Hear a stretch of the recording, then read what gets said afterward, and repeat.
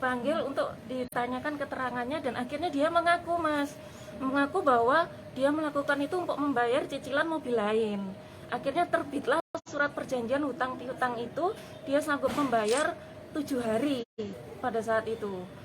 Sudah setelah itu kita selesai, kita udah, aku nagih 10 hari setelahnya, aku datang ke rumahnya itu nggak pernah ada. Jadi aku datang ke rumahnya 3 kali. 3 kali itu selalu ketemu bapak ibunya dan istrinya, selalu istrinya gitu loh. Akhirnya karena saya jengkel nggak ada saya lapor ke kepolisian Polres Malang. Nah di situ kayaknya kok nggak ada kelanjutannya gitu loh mas. Dan akhirnya saya jengkel, emosi ya, seketika saya nulis di Facebooknya Disa Putri. Saya sempat nulis di komennya Bayu Pamira tapi kayaknya sudah dihapus.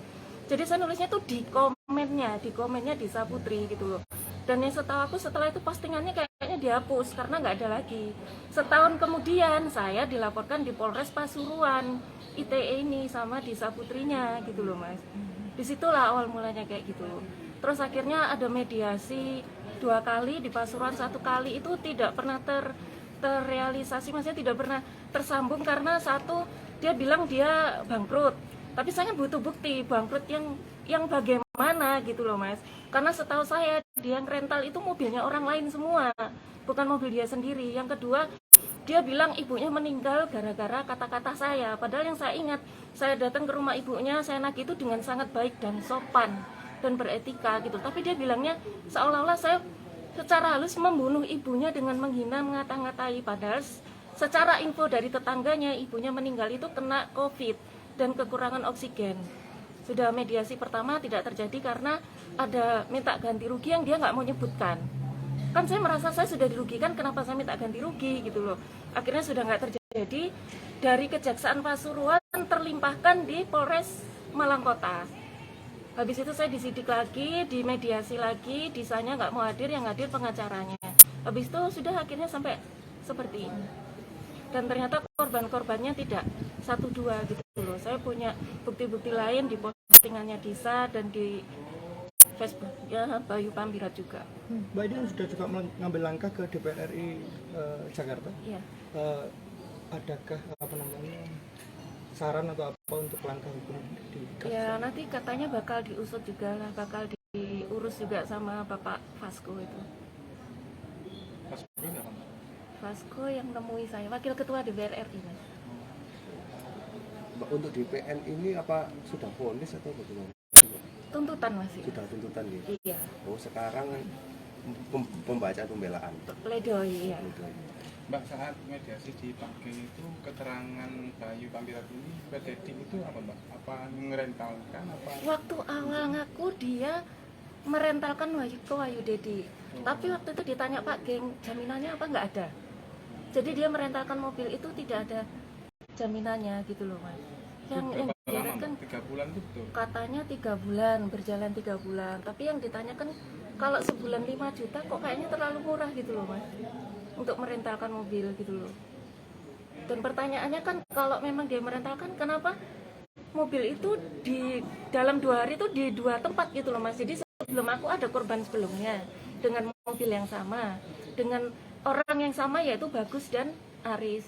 Setelah aku ternyata ada korban lain mas, yang dia dipanggil dan dilaporkan di Polsek Wonosari. Jadi Bayu Pamirat ini sempat dipenjara selama seminggu.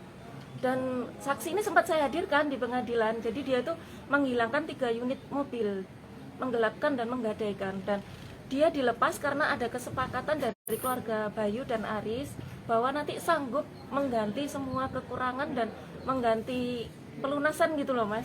Saya kurang paham. Akhirnya terjadilah kesepakatan itu, Bayu dan Aris dilepas. Setelah itu sama seperti saya, tidak ada itikat sama sekali. Jadi ibu itu pun menagih 1 tahun sampai 2021 mas. Dan tidak ada itikat baik sampai sekarang. Termasuk korban-korban sebelumnya yang saya hadirkan di persidangan pun juga saya hadirkan. Ada video saat dia menagih pun ada gitu loh mas. Aris sama Bayu ini apa mbak? Saya kurang tahu ya mas. Kalau dari keterangan korban, pokoknya yang hadir, yang ngambil mobil itu selalu berdua itu gitu loh. Ada atas nama Bayu dan Aris. Kalau Bayu Pambirat itu suami dari istrinya, suami Disa Putri. Mbak, yang datang ke rumah sampean berdua itu Berlima Mas, jadi Oh, salah berlima, satunya ada ha. Bayu dan Aris, tapi itu berlima gitu. Bayu dan Aris ini yang katanya memiliki mobil itu. Padahal bukan, itu milik orang lagi. Jadi Ah. mobil yang dia bawa pada saat itu dijanjikan juga 6 bulan angsuran pun belum terbayar gitu loh Mas. Dan pemiliknya bukan Bayu ya, kalau diklarifikasinya dia pemiliknya, tapi itu bukan.